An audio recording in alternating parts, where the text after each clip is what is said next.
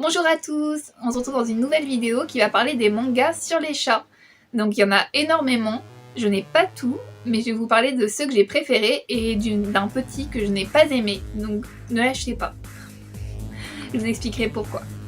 Donc tout d'abord on va commencer par... je ne sais pas quoi. On va commencer par le plus connu je pense. Donc c'est La Gameuse et son chat. Alors, je ne suis pas organisée du tout, même Mangatech c'est une catastrophe, tout est mélangé, j'ai beaucoup en carton, beaucoup chez mes parents, du coup je n'ai avec moi que 3 tomes, il y en a plus. Donc c'est une série qui est toujours en cours, il y a 6 tomes si je me trompe pas. Et c'est par c'est par un mangaka qui a déjà fait un manga sur les chats qui s'appelait Félin pour l'autre. Donc là en fait on suit une jeune femme qui n'aime pas particulièrement les animaux, qui n'en a jamais eu et qui va se retrouver en fait un jour avec un chaton. Donc elle se retrouve un peu forcée de l'adopter parce que quelqu'un l'a ramené à son travail et personne ne peut l'adopter et malheureusement le petit chat va rester tout seul.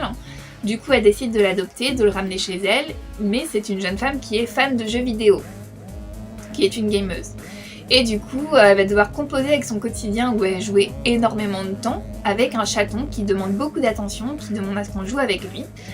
Et du coup, elle va surtout devoir découvrir comment on fait pour s'occuper d'un chat. Donc elle va beaucoup se reposer sur une employée d'un magasin d'une animalerie qui va lui apprendre plein de choses. Donc elle va l'appeler le grand sage puisque c'est elle qui lui prodigue des conseils. Elle va imaginer que son chat grimpe de niveau aussi comme un personnage qui level up dans un jeu vidéo. Et du coup c'est un manga vraiment très touchant, très drôle, très mignon. Les dessins sont tout à fait corrects. Donc par exemple voilà. Je vais essayer de vous trouver peut-être une page. Donc le dessin des chats est vraiment maîtrisé pour le coup, c'est un des meilleurs que j'ai. Parce qu'en général les chats sont souvent déguisés en chibi, dessinés en chibi ou en style un peu, vraiment pas très réaliste. Là pour le coup c'est vraiment pas mal du tout. Donc c'est un manga que je conseille vraiment. Pour le coup, si on cherche un manga pour débuter en voulant lire quelque chose sur les chats, je pense que c'est celui qui est le plus facile d'accès et qui va vraiment plaire le plus facilement. Donc ensuite, en autre manga très connu et pour le coup assez facile d'accès, il y a Le chat qui rendait l'homme heureux. Donc là encore, il me manque le 3e tome, je ne sais pas où je l'ai mis, mais il ne doit pas être loin, hein. Donc là pour le coup il y avait un petit shikishi qui était offert avec le tome 1 et avec le tome 3. Alors là en fait c'est une histoire qui parle de chat mais de façon un peu moins drôle que la première, puisqu'en fait on va suivre un homme qui est seul, donc on imagine qu'il est veuf, on en saura plus par la suite, et un chat en fait qui a déjà 1 an et qui n'arrive pas à être adopté parce qu'il est moche. C'est un exotique short hair, donc c'est des chats un peu particuliers qui sont assez gros, avec des oreilles repliées, une queue courte. Et du coup, ce chat n'arrive pas à trouver preneur et cet homme en fait qui va se reconnaître en lui, finalement va reconnaître dans ce chat solitaire sa solitude et du coup va décider de l'adopter. Donc là encore, on a un homme qui apprend à vivre avec un chat. Même si là, on va beaucoup moins mettre l'accent sur la difficulté qu'il va avoir à s'adapter et beaucoup plus sur le côté vraiment mignon avec le chat qui s'adapte à lui. D'ailleurs, en parlant de chat, le mien est là. Et c'est belle. Du coup, c'est un manga qui est assez particulier au niveau des dessins, notamment le chat est dessiné de façon vraiment particulière, faut aimer. Mais par contre, sinon, les dessins sont très bons. Genre, les personnages sont vraiment... moi, j'aime beaucoup. Ils sont pas très expressifs, mais je trouve que ça fait vraiment le travail. J'aimerais bien trouver une page où on le voit un peu plus. Là. Voilà. Le chat moche. Même si, en vrai, il est très mignon. Donc, l'histoire évolue bien. On en apprend plus sur le personnage. Le chat va commencer à se faire petit à petit sa place dans son nouveau foyer et c'est un très bon manga. Après c'est pas le même coup que le premier parce que là on est sur un grand format. Alors j'ai pas le prix, je n'ai vraiment pas préparé cette vidéo, c'est une catastrophe. Mais donc c'est un petit peu plus cher et il y a pas mal de tomes je crois sortis au Japon. Donc ça sera une série qui... Mais bon c'est une série qui fonctionne vraiment bien et je la conseille vraiment à tout le monde. Ensuite, on va continuer avec un autre manga très accessible et dont j'ai déjà parlé tout à l'heure, c'est Félin pour l'autre. Donc encore une fois, j'ai perdu le tome 2 et le tome 3. Je n'ai que le tome 1 et ils ont sorti des coffrets en fait, donc un coffret pour le tome 1 à 3 et un coffret pour le tome 4 à 6, ne mords pas toi. Et hop, avec une petite carte. Donc moi j'avais déjà les 3 premiers tomes, du coup j'ai acheté juste le coffret des tomes 4 à 6. Donc voilà le tome 1. Voilà le tome 4. Le tome 5. Et le tome 6. Donc là c'est par la mangaka qui a fait La Gameuse et son chat. Et du coup en fait on suit un jeune homme qui adore les chats. Il est passionné par les chats, il adore ça, mais malheureusement les chats ne l'aiment pas. Et du coup il va suivre un entraînement intensif pour se faire apprécier par les chats. Donc c'est un manga très humoristique, un peu comme La Gameuse et son chat finalement, même si là on va vraiment suivre il y aura un côté très shonen avec l'entraînement, avec le personnage qui va essayer d'évoluer pour devenir le meilleur ami des chats et tout. Donc c'est assez rigolo, c'est très bien dessiné pour le coup. Enfin, c'est tout à fait correct pour un manga humoristique. Ça passe vraiment bien. Moi j'adore la façon dont elle dessine les chats, cet auteur. J'aimerais bien trouver une belle page. Regardez, il y a des scènes comme ça qui fonctionnent vraiment bien. Avec son sensei, le maître chat, qui va lui apprendre tout, comment s'en sortir pour que les chats l'aiment. Donc c'est un manga qui fait 6 tomes, et vraiment pour le coup l'histoire fonctionne très bien en 6 tomes, il y a un début, il y a une fin, c'est bien construit, on a envie de savoir la suite. Alors c'est assez particulier quand même, parce que là du coup on a vraiment le côté shonen, mais je trouve que ça change, et pour le coup ça fonctionne bien. Ensuite on va passer à un manga complètement what the fuck, parce que déjà c'est dans la collection what the fuck de chez Akata, c'est Desperate Housecat.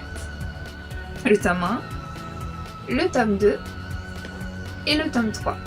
Et là du coup on suit une chatte, donc elle, qui est un peu la lady du quartier. Donc c'est une vieille chatte mais qui était très belle avant, qui était appréciée de tous.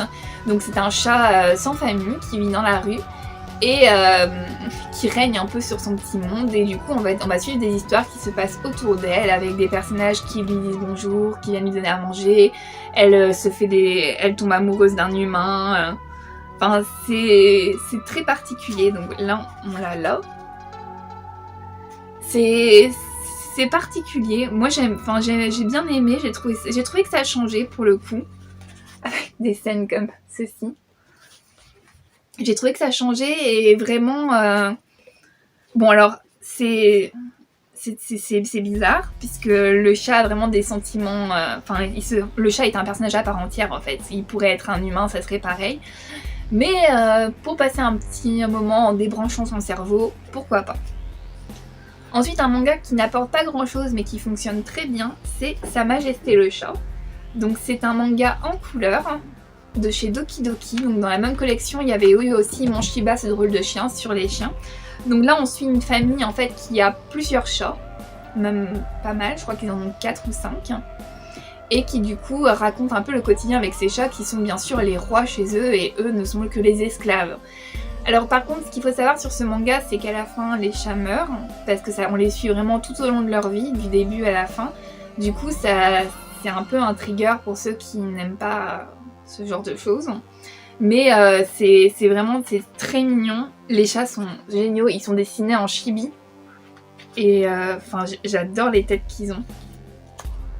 Ils ont chacun leur caractère avec la façon dont sont dessinés les yeux. Du coup, c'est un manga sketch sur plein de petites histoires autour des chats et ça va pas plus loin. Donc c'est un petit tome. Là, il a été réédité en plus, du coup, il est facile à trouver. Du coup, je le conseille pour passer un petit moment sympathique. On va passer à une nouveauté, donc un manga tout récent. Pour l'instant, il n'y a qu'un tome sorti en France, c'est Chat de Yakuza. Donc pour le coup, celui-là, je trouve les dessins vraiment mignons. Donc pareil, le chat est dessiné en chibi. Hop. Et alors on suit donc l'histoire d'un chaton qui est retrouvé abandonné dans la rue dans un carton. Et du coup c'est un Yakuza qui va le récupérer. Alors je crois que c'est plutôt un ancien Yakuza, mais pour l'instant on n'en sait pas trop, donc on en saura plus par la suite. Et du coup, le chaton, en fait, c'est ça qui m'a un peu dérangée dans ce manga, c'est que le chaton connaît déjà tout de la vie, donc il sait ce que c'est un Yakuza, il sait ce que c'est, enfin il sait tout en fait. Et j'ai trouvé ça dommage parce que du coup, comme c'est un tout petit chat qui a 1 mois, ça aurait été plus sympa peut-être de faire un animal qui sait rien en fait et qui doit tout apprendre, plutôt qu'un chat qui sait déjà tout en fait. Ça m'a un petit peu gênée surtout par rapport à l'âge du chat, mais bon, pourquoi pas, on verra par la suite. Et du coup, donc ce Yakuza récupère ce chaton, l'emmène chez lui. Le chaton est terrifié puisque c'est un terrible Yakuza, donc il se demande ce qu'il va faire, s'il va l'écorcher, s'il va le manger, enfin qu'est-ce qu'il va faire de lui. Donc il veut s'enfuir, mais malheureusement c'est un chaton, donc il passe son temps à dormir et à manger. Et du coup, il se laisse aller à ses instincts parce que finalement le Yakuza est très gentil et s'occupe bien de lui. Mais on se rend compte que finalement, s'il a recueilli ce chaton, c'est pour une bonne raison, puisque à la fin du tome, on apprend qu'il se sert des chats pour quelque chose. Donc je n'en dis pas plus parce que ça serait un peu gâcher le plaisir, même si on s'en doute assez rapidement dans le tome.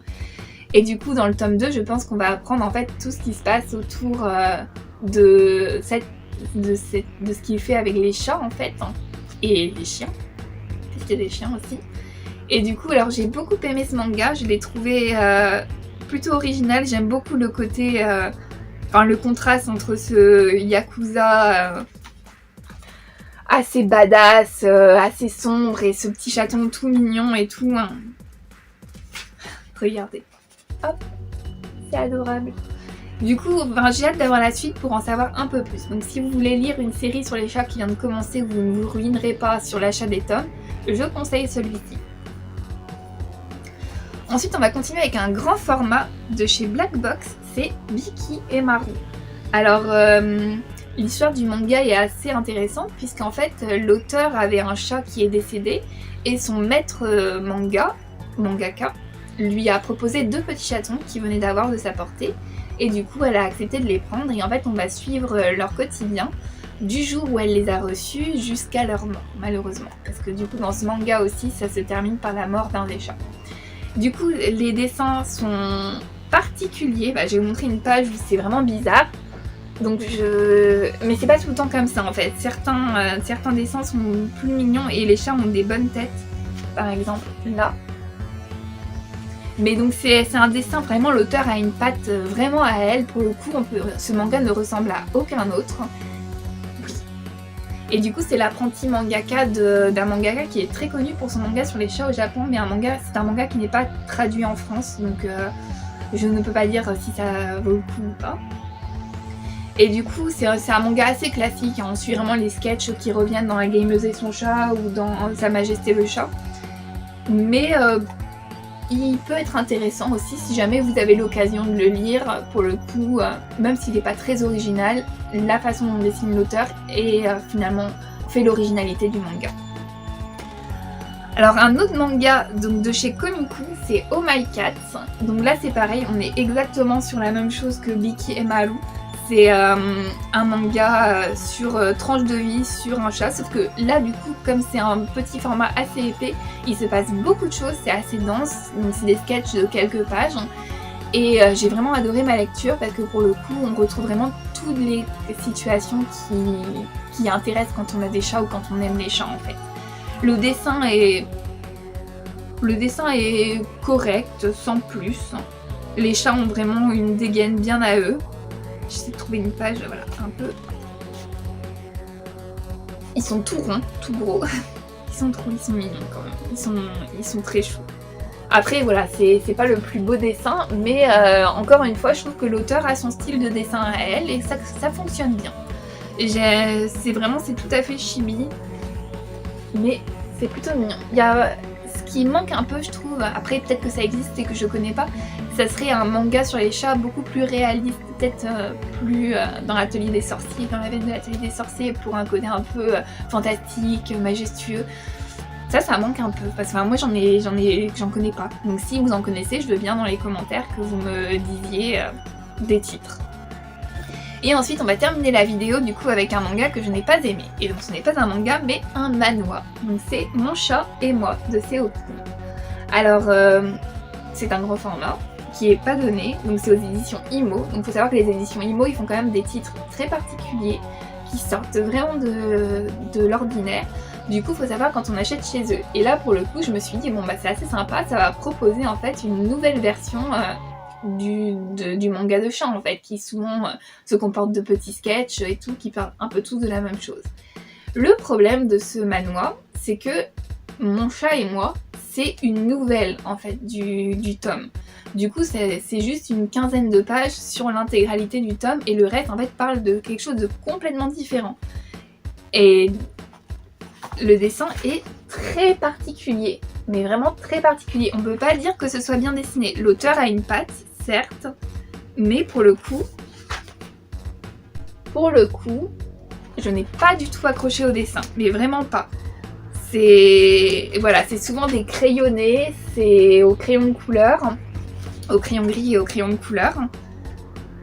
Et bah j'ai pas aimé. J'ai vraiment pas aimé, j'ai trouvé les histoires assez sympas, c'est plus sanglant, on va dire que... Enfin, c'est un peu plus trash que les autres mangas que j'ai pu lire. Mais pour le coup, en fait, le dessin m'a vraiment rebuté, et surtout le fait qu'en fait, c'est précisé nulle part qu'il s'agit d'un recueil d'histoires courtes, et que toutes ne sont pas centrées autour du chat, en fait. Et j'aime bien les histoires qui parlent de la vie des mangakas, je trouve ça intéressant, mais là, je m'attendais pas du tout à lire ça, et du coup, j'ai été un peu déçue.